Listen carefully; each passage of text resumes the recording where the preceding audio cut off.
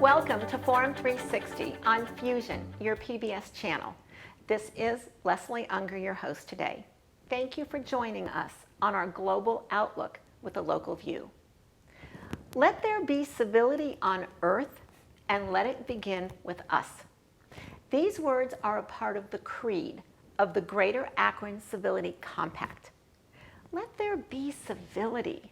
Let's first look at the definition of civility. The dictionary defines civility as formal politeness and courtesy in behavior or speech. There is a compact, a project, and a center, all based on the concept of being civil. The Civility Center is housed and maintained by the Bliss Institute of Applied Politics at the University of Akron, with advice from a representative committee of community leaders. Dr. Matthew Akers, our guest today, is Public Liaison, Office of the President, and Assistant Director, Bliss Institute of Applied Politics. Dr. Akers is going to help us understand what the center and project can do to return civility to our public discourse in Akron, Ohio, and beyond. That's a pretty big job description. It is. You know, I want you to know that I think Campy Russell, living legend of the Cavaliers, he's way up here in like 14 or 15 visits to Forum 360. But I think you're like next at like 3. I think this is your third, which I think like maybe ties for third, for second place. I'm so honored you keep asking me back. I don't. Isn't that amazing? And see, who says we're not civil? Exactly. But I welcome you back. Well, thank you for having your me. returning engagement. I appreciate it. To Forum 360. So let's start with the Bliss Institute, because the Civility Center is a part of Bliss Institute, which is a part of the University of Akron. But I have a feeling a lot of people have not heard of the Bliss Institute or don't have any idea what it does. So let's start with, what is the Bliss Institute? And I want you to answer it in this way.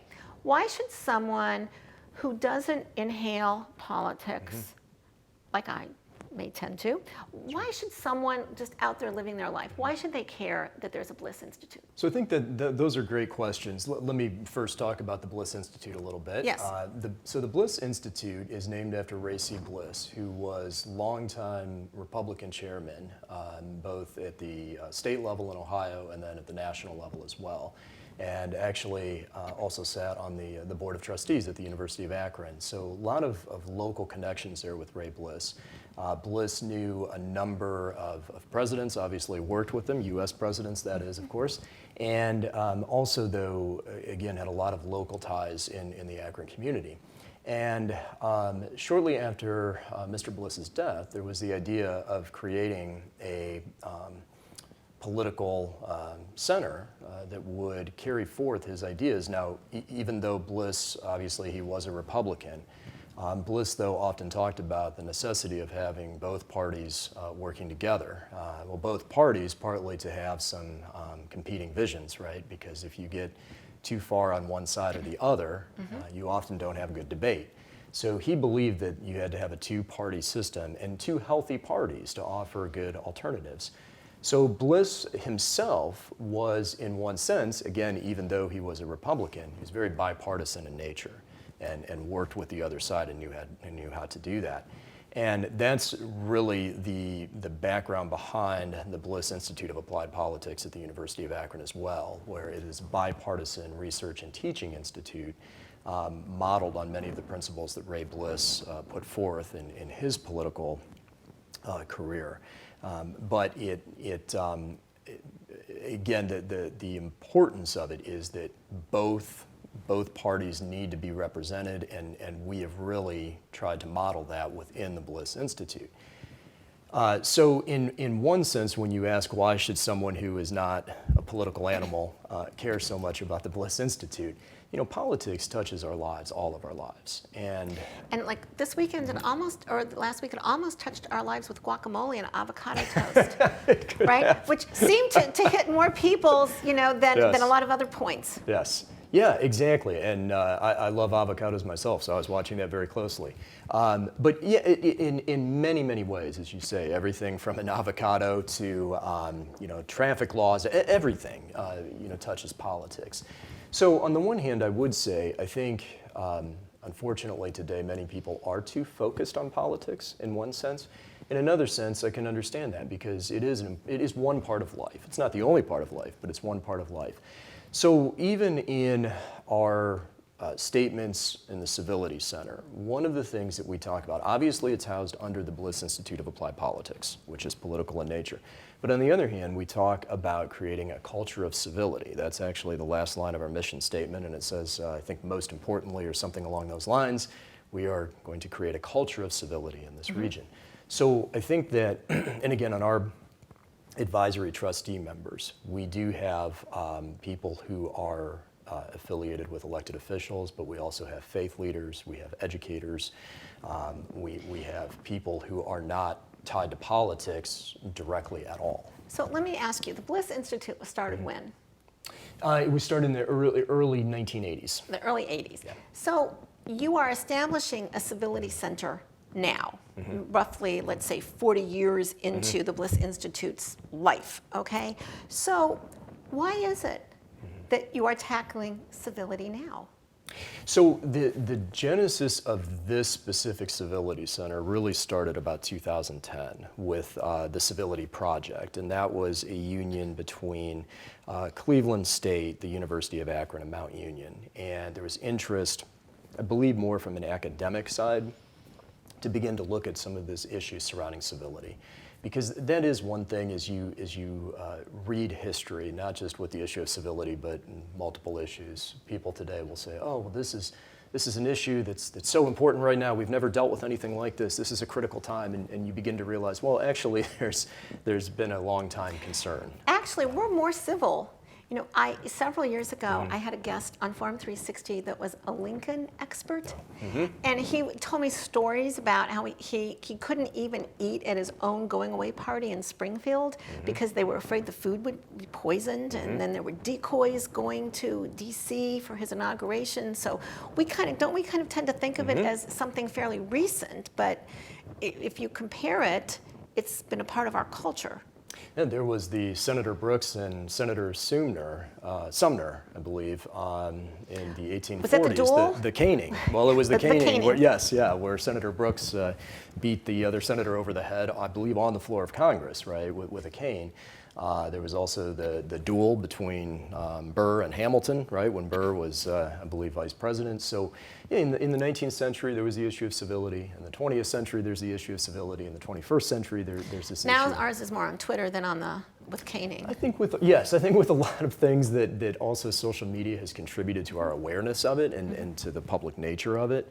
And yes, I would agree that it does tend to be more verbal today than anything, although we still have instances of violence. I was thinking, I had the fortune of interviewing Senator Jeff Flake, former Senator Jeff Flake, a couple of months ago, and he was talking about with Congresswoman Giffords after she was shot in 2011. And he was talking about, I believe, because he was a senator, she was a representative, but they were both from Arizona. And he was sitting with her during one of President Obama's State of the Union speeches, and she was still having trouble getting up because of her injury. And so Senator Flake helped her up and stood up as well, and he received a lot of negative feedback. Why did you stand up for Democratic president, right?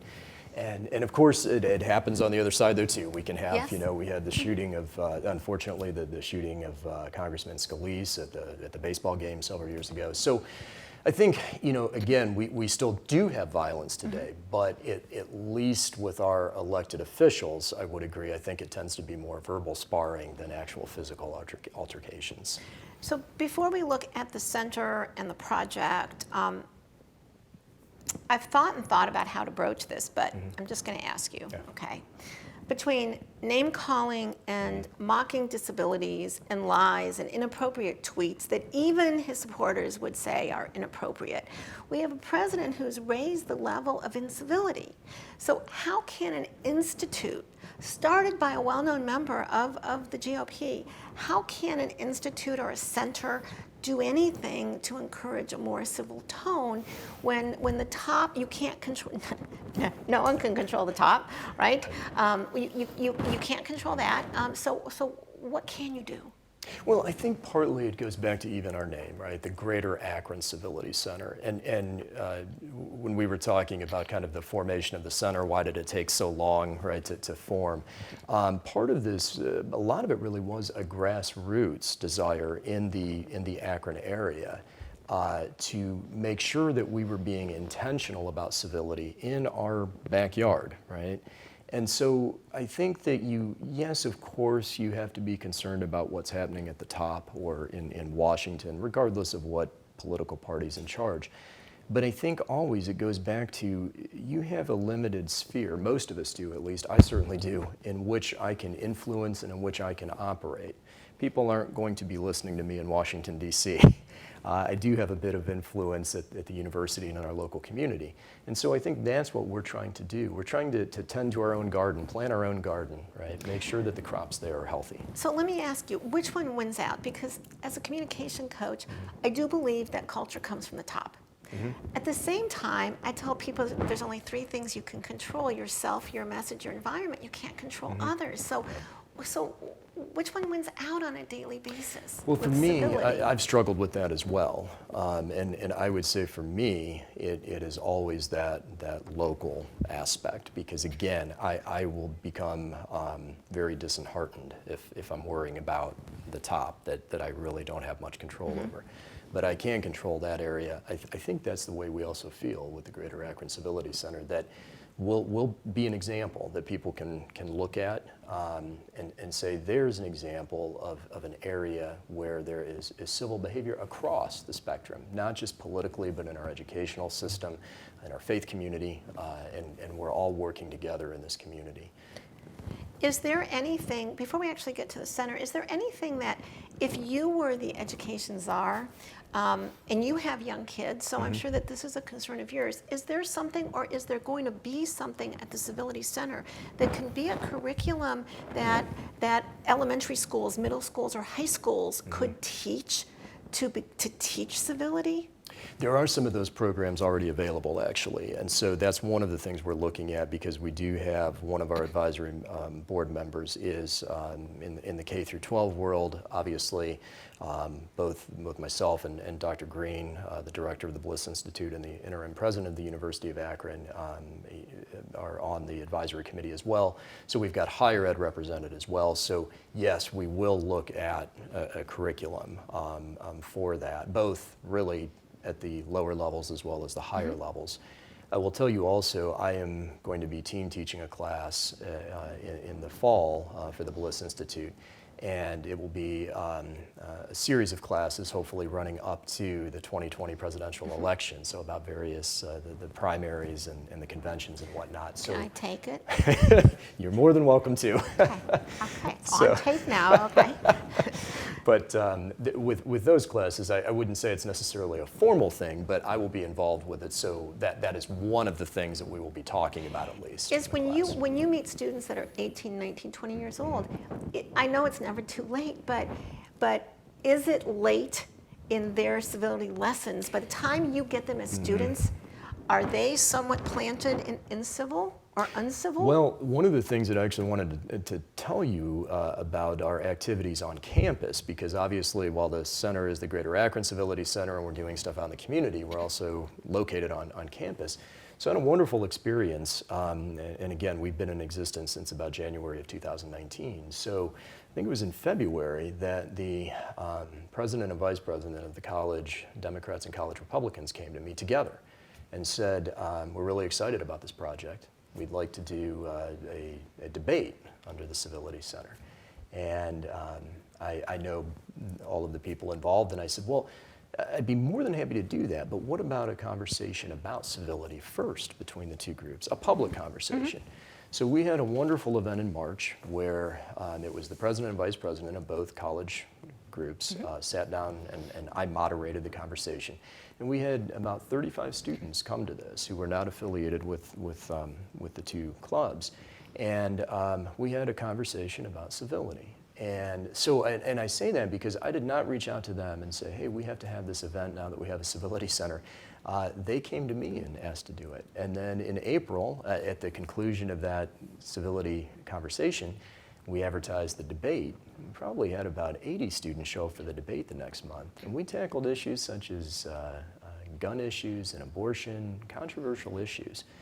But the debate and the audience was conducted in a very civil manner. So I'm actually very encouraged on campus. There's a lot of interest from students on the civility issue, and the Republicans and Democrats on campus are actually talking about various projects they can work on together. The two clubs can actually do service hours together at the same time and work together on bipartisan issues. So I think it's actually positive. I think that students today do realize some of the problems, especially at the national level with our conversation, and they're more interested in, well, and it goes back to the Bliss Institute. I should have said earlier too, Ray Bliss was always known for the nuts and bolts of practical politics, right? How do we work together?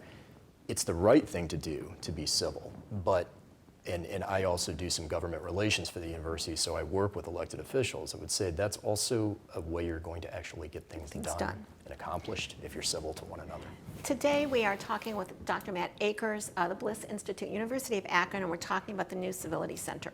So let me ask you in a sentence, or as I tell my clients, in the time it takes to walk across a room, what is the Civility Center? So it is a resource primarily for the community to encourage civility and prevent incivility. So how will you know it's having any impact? That's a great question.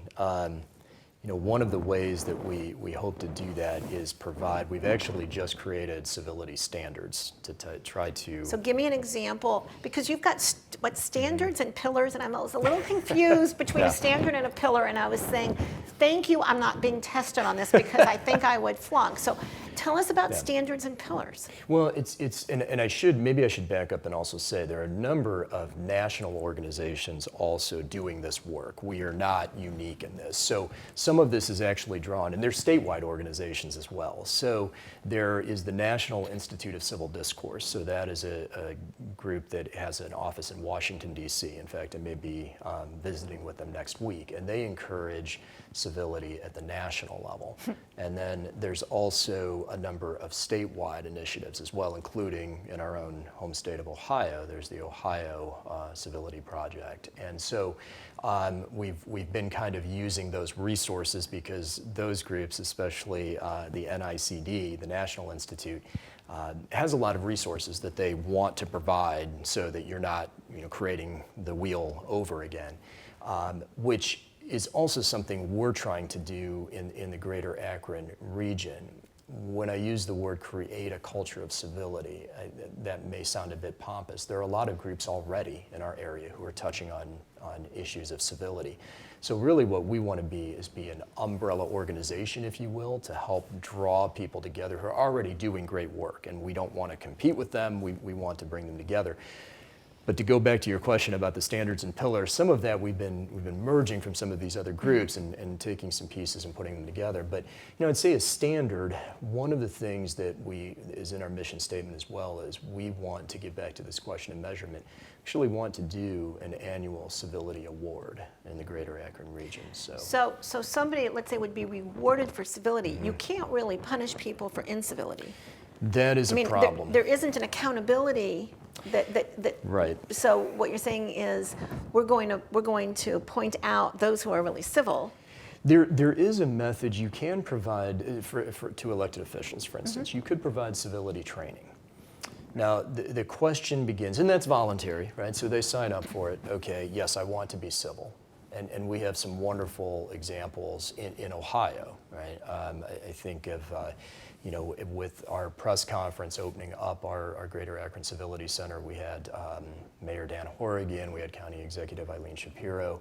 We also had, and he really wanted to be there, he had other obligations as Secretary of State, but our Secretary of State, Frank LaRose, sent a wonderful quote, and he's been very supportive. So we have some wonderful examples of these elected officials really promoting civility. So some of them, many of them do actually. You can offer civility training to them. The question then becomes, though, what happens when they're attacked? How do they respond? And even some of this training, you can also provide kind of ongoing support to say, well, what happens then? How should you respond, right? Case by case basis. Sure. But it's difficult. It's a very difficult question. So rewarding probably works better. Works better. Sephora nationwide closed their stores recently to give diversity training. They had an incident to give diversity training. So I heard a professor from Wharton quoted, and she said they were trying to find out, does diversity training do any good? And she said, it changes how people think, but it doesn't change how they act, is what they have found. So if I apply that here, if your magic wand worked, how would Greater Akron look or sound different in 5 years than it does today? That's a very interesting question. How would it look different? Because that was one of the things that I've often thought about too. What is our big example of incivility? Why was the center needed right now, right? I would hope that people in Akron, I think we're actually doing pretty well in Akron. I think it's a good-sized community that still allows people to have relationships and to know one another, which I think is key. I think there are certain restaurants that you can go to in the morning where you'll see a lot of people and that you can develop those relationships. But I think that's one thing that I would hope that the Civility Center does, that it brings people together even more in the Greater Akron area, that it encourages those face-to-face relationships, and that it gets people talking about civility. I think that's, and that we're going to be intentional about it. I think that's part of it. Or as I say, purposeful. So Purposeful. that instead of just happening, Sure. purposeful or intentional. Now, as smart as the framers of the Constitution were, and if we didn't know, we learned in Hamilton how smart the framers were, but do you think that they took into account civility and incivility? I think they did, because I think they were very concerned about the necessity of people being able to debate ideas and debate them, civilly, without threats of violence, right? And to have an open marketplace of ideas, an exchange of ideas. I think they valued that a lot. And I think that I think they were concerned about it. I think they would be very concerned where we are today as well. Whether it's from the left or the right, there seems to be more of a move towards you can only talk about these certain issues, sometimes because people are concerned about, issues of civility. Can people be polite? Are they going to get violent? Are they going to start, cursing and yelling and everything? But I think that to me is a huge concern when you look at thinking like Democracy in America by de Tocqueville, and some of the things that he talked about, that when he was in America in the 19th century, as a Frenchman looking at it, I do get concerned that we're losing some of that ability to debate ideas and to say, hey, we don't have to agree with one another, but it is important to get these ideas out there, to talk about them in a civil manner and to find out what works and what doesn't work. In the remaining minutes that we have, I'm going to ask you for 1 or 2 word answers to some very simple questions. One thing you would want people to remember about civility? That you must respect the dignity of each human being. Humans are more important than ideology. One thing for us to remember about elections? They're not the most important things in life. Focus on your own personal lives. One thing for us to remember about campaigns? Demand civil behavior from your candidates. If each person, if people refuse to put up with uncivil campaigns, there might be a change. One thing for us to remember about candidates? That, by the way, I admire anyone that throws their hat into any arena, from a school board to a Senate or anything. I admire anyone. But one thing for us to remember about candidates. Well, let me give you 2 things. Okay. It might sound like a paradox, but on the one hand, they're people, and they have desires, they have dreams, they have hopes, they have family, they have children, right? So treat them as people. On the other hand, it should be about ideas, debating the ideas, not attacking the person, not making false claims, but really about looking at what are they advancing. And I think that's something else, if I could just add, that civility does not mean you have to agree with people. You can actually, and I hope, like I said, going back to Mr. Bliss, talking about how the two parties, there should be a debate there, right? But I think it's how the debate is conducted, and at the end of the day, as Mr. Bliss, was able to sit down with people he disagreed with on the other side of the political aisle and still have a good relationship. One or two words about the University of Akron or the Bliss Institute. We hope you'll come by, and we'd love to have you come as a guest in our class. So. Thank you. Civility begins with you and ends with all of us. In communication, we say there are only 3 things that you control: you, your message, your environment, which simply means we don't control other people regardless of their position in their life or in our life. The Civility Center and the Civility Project are trying to empower people like you and me to be civil. Our guest today, Matt Akers, helped us understand that sometimes, regardless of advancement in technology, we have to tend our own garden. I'm Leslie Ungar for Forum 360. Forum 360 is brought to you by John S. and James L. Knight Foundation, the Akron Community Foundation, Hudson Community Television, the Rubber City Radio Group, Shaw Jewish Community Center of Akron, Blue Green, Electric Impulse Communications, and Forum 360 supporters.